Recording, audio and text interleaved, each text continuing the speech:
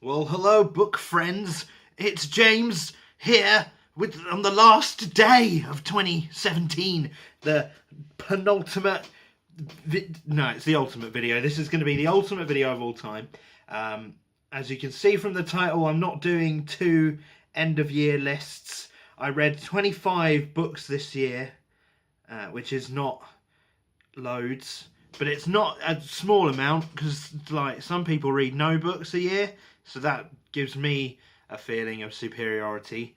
Anyway, but today we're going to talk about the top 5 books of the year and the worst 5 books of the year. So altogether, 10 books. I've only got 9 books to hold up, but we'll get to that in a moment. We're going to start off very badly, actually. We're going to start with one of the worst books of the year.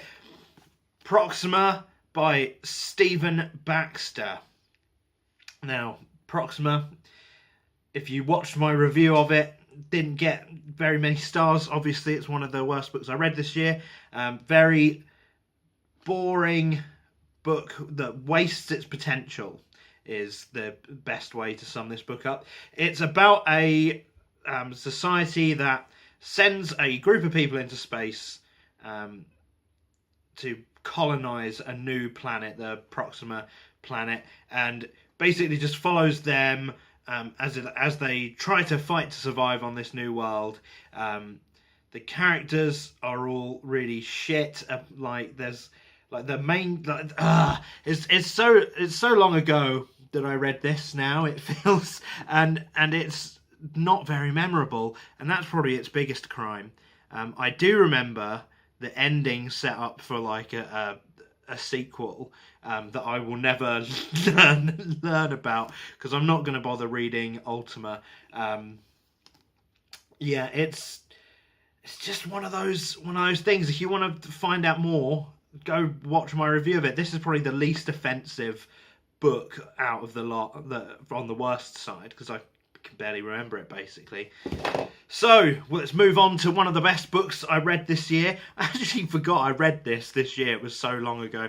I thought I read it in 2016, but no, this book is The Name of the Wind by Patrick Rothfuss. This is about the story of Kvothe, who is a super edgy badass wizard, sword fighter, harpist, lute playing bard guy. He's basically, if you're familiar with Dungeons and Dragons, he's like the end goal Dungeons and Dragons character, who's now retired and become an innkeeper. And this guy shows up on his doorstep and he's like, well, I want to know about your story. And he's like, well, sit down, we'll do this 3 days. So he's going to tell him this story over 3 days, and then the book is his recollection of his life, basically. It's essentially the autobiography of a legendary deific character. It's really good. I think that a lot of people don't like Kvothe as a character, but I don't think you're supposed to, and I think that's the point. He's very petulant and whiny, and he's full of himself a lot of the time, but that's, when you've got talent, that's sort of what happens to you. You become very full of yourself when you have had any talent at all. This is a sweeping statement. So basically, yeah, like, Kvothe is not someone you're supposed to relate to. He's like this Superman character, and it is his story that you're being told in his own words. Like, it's made a big deal at the start. He's like, you need to say it exactly how I want it told. So there's an implication there that what you're reading isn't exactly what happened, and he's a storyteller. Like, that's the whole thing, is about how fucking smart he is at lying and telling stories, and people are just like, oh well, I didn't like it because it's just unbelievable. Like, well, yeah, he's a fucking notorious liar, of course. So I think it was really well done. The world building was great, the characters were fun and interesting, the story was well paced. I'm excited to get to the next one, which is The Wise Man's Fear, which I plan to read next year. However, it is fucking massive, so we'll see when we get to that.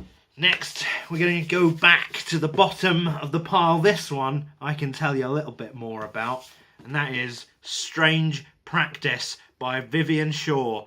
Oh Lord, Lord, Lord! What a terrible book this is. Let's get a zoom up on this cover because the cover's actually kind of good. It's got like this Penny Dreadful kind of look to it, and like it's very gothic here, but then in the background you can see like fucking modern London with the London Eye and everything, which is pretty cool. Basically, this book, what it says it's about is about a GP, basically. Like, it's about a doctor for supernatural creatures. And I thought, well, that sounds like great. It's going to be like House MD, but with vampires and like goblins and shit. That'd be cool. But it's not really about that at all. Like, that's what the character's job is. But it's basically just, they might as well have been a detective. Because it's about some mad monks. Like, I think they're called that on the back somewhere, but no, they're called murderous monks. They're called murderous monks on the back. So there's about murderous monks who emerge from the sewers to stab people that are supernatural creatures, presumably. It's not good. The banter between the characters is poor. Like, there's a part towards the very end that just had me cringing my skin off. It's so bad. It's like how do you even explain it? It's like a book for like people that are stupid. I don't know how to explain this book anymore, but it's really dull. The characters are awful. The premise is completely wasted. It's just a totally pointless read, and I can't wait to read it again next year for a longer rant. Next book on my list, this is another one in the win column, and that is Noumenon by Marina J. Lostetter. This book, from the premise alone, had me sold. So it's another book about people going into space, but this time they're going on this really epic long voyage. And in order to get there, they're like, well, we need to send our top scientists, our top researchers, and all that stuff. And they're like, well, how do we do that? We'll waste all the people, and like Earth will become shit. So they're like, okay, well, what if we clone them all? What if we clone all the top scientists and geniuses in the world, send them on a ship to explore this thing that we detected in space, and then they'll come back and they're like, oh, that's okay, but how do they make it there? Like, we don't have hypersleep, we don't have any of that. Well, what if we just keep cloning them on the way when they get old?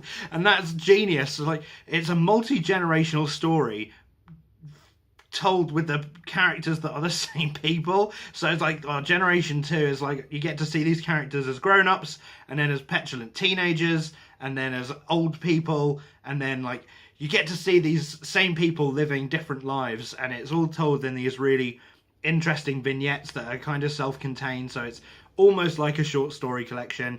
And then it's got loads of different twists and turns. I think the end, like the very final twist in the book, goes like, that's actually genius. And I can't wait now, because I see in the back there's a sequel coming. Very excited about that. Hopefully, I think it comes out next year. If it does, I'll definitely be reading and reviewing it. This was one of the, as the video says, top reads of the year. Back down the list, this is a more recent one that I can talk a lot about. Artemis by Andy Weir. Oh dear, Andy, what happened? This book has received pretty much universal distaste, at least amongst the booktube community that I've seen. Mainly because of the main character. This book is about a girl called Jazz who lives on the moon in a city called Artemis, and she's hired to do like a fucking corporate sabotage job by this millionaire guy so she can become rich. The problems immediately happen with the fact that the only reason that she's not already rich is because she's a bellend, and she's like, I don't want a job, I just want to do crime and deliver parcels for Amazon. Like, it's really dumb. Like, the motivation makes no sense. It's a character who is not fighting for anything. It's a character whose sole purpose in life is to take the easy way out no matter what. And like, there's this whole thing throughout where it's like, oh, this is what I'm working for. I've got a goal in mind. I'm working towards this, but it turns out that if she just acted like a normal person instead of a dickhead, she probably would have achieved that goal without the need to do any of this, which sort of made the whole thing completely pointless. There were a lot of other things wrong with there. There was like a lot of plot contrivances. The character herself is so bad, just so bad. Like, Andy Weir does not know how to create a character, it seems.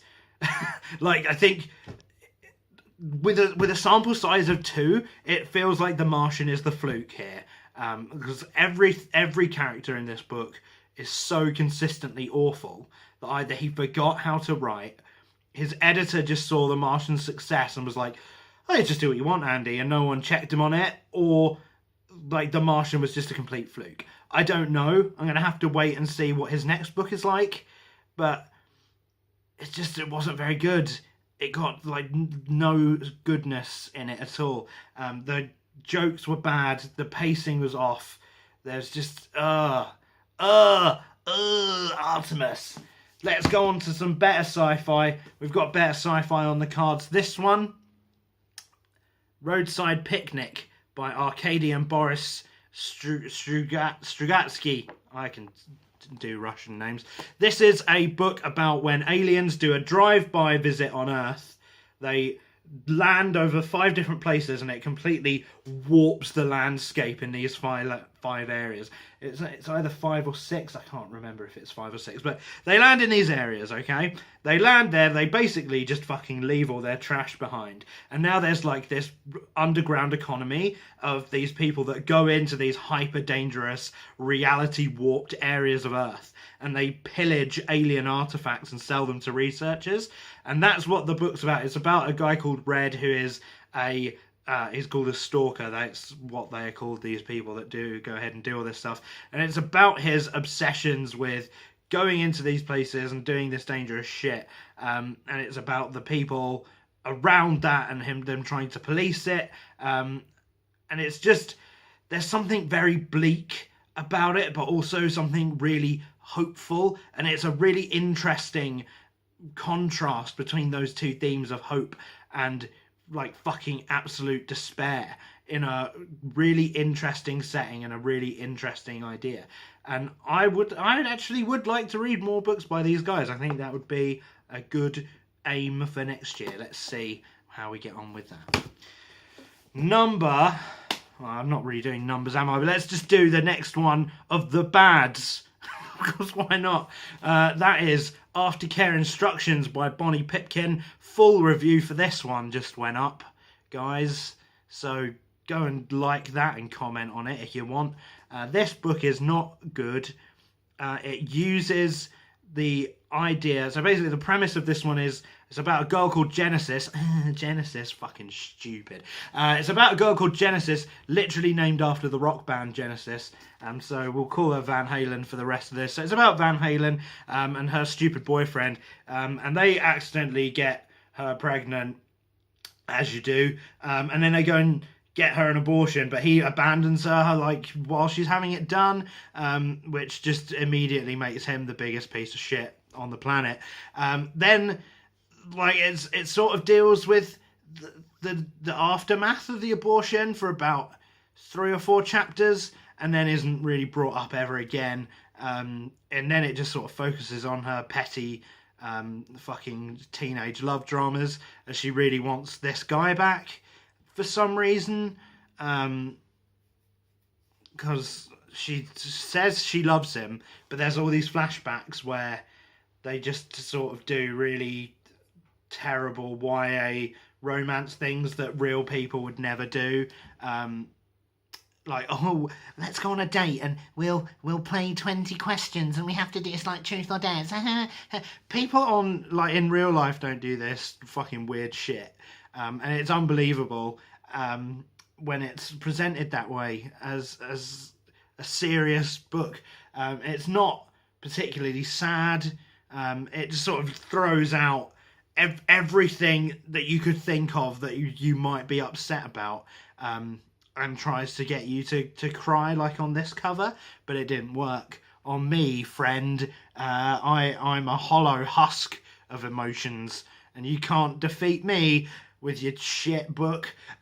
So yeah, it's probably I don't know it's probably the book that's come closest to offending me personally this year with just how bad it is.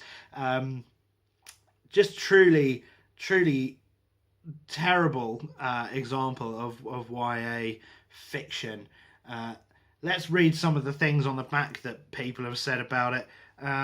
For example, A.S. King, who's an award-winning author, said, "Important subject matter, fierce writing. Stole my heart with this book." Did they? The writing's not really fierce. It's sort of depressing. I don't know. Let's move on. I'm getting angry talking about it. YA book that was good this year. I found one, guys. I found one that I liked. The Hate You Give by Angie Thomas. Doesn't really need a lot said about it, does it really? Like, everyone fucking loves this one. This is a book about a girl called Star. Star, fucking stupid. YA protagonist has to have a fucking stupid name. So Star is a girl whose friend Khalil gets shot by a policeman when he weren't doing anything. Because he's black, basically, and it's just all about, unlike the Aftercare Instructions, this book actually does follow the aftermath of that event and comments on the whole, Black Lives Matter thing and the whole history of racial oppression and things like that. The only thing that sort of thinking about it puts me off on this book is just how quickly the town was to do a riot. There are 2 different points in this book where there's a riot, which is probably a little bit overkill. I mean, I understand you're trying to do a microcosm of this really huge issue. You're trying to compact it down, but 2 riots, probably a little bit too much. But yeah, it's a really good book anyway. Like, the characters are already well fleshed out, the issues are well explored. Really like this one. And the last one, I don't have another hateful book to show you, because when I moved I had to downsize my collection of things, and this one was an easy candidate for just going in the fuck off bin. That is Hot Pterodactyl Boyfriend by a person, I can't remember. Oh, Alan Cumming. That's who it's by. Hot Pterodactyl Boyfriend by Alan Cumming. I do not know why he wrote that book. It's a YA book about a dinosaur that falls in love with a girl, and the girl fancies the pterodactyl. But he's not like a boy with a pterodactyl head.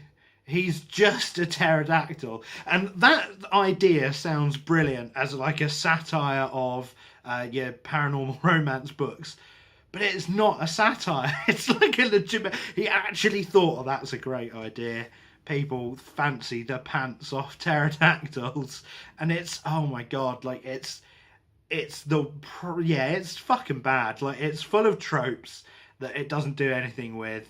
The ending is the most bizarre, most bizarre thing.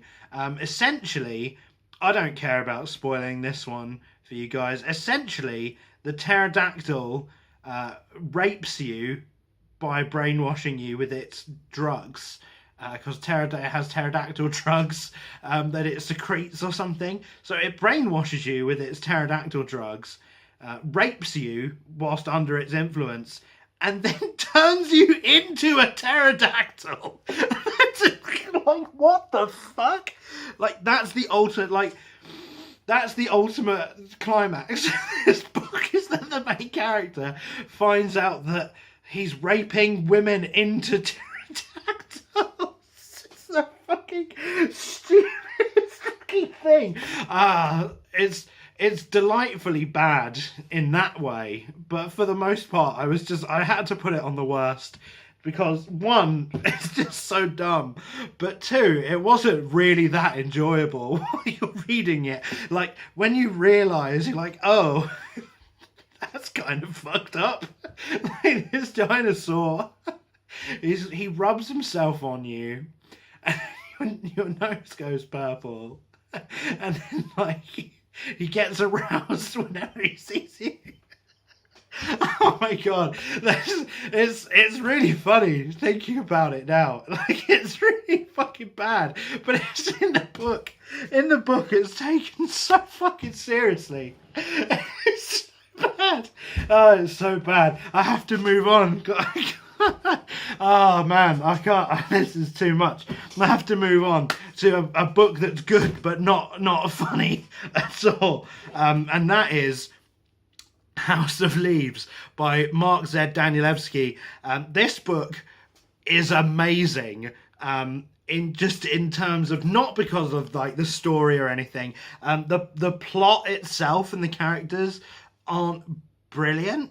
But the way that this book gets inside your head and turns you into the main character, essentially, like, whilst you're reading this book and you're analysing it and you're scribbling through and you're trying to figure out what the fuck it's all about and why things are happening, like, if you actually get invested in it and do what the book wants you to and just really go for it and just let yourself be taken over by this book, by the end you'll realise, holy shit, like, my experience of reading this book has just mirrored the story in the book of the main character. So this is about a guy called Johnny, who finds a dead body in like an apartment of a blind man, but all over this apartment is like all this fucking mad scribblings and everything, and he finds a unfinished manuscript for this book called House of Leaves, which is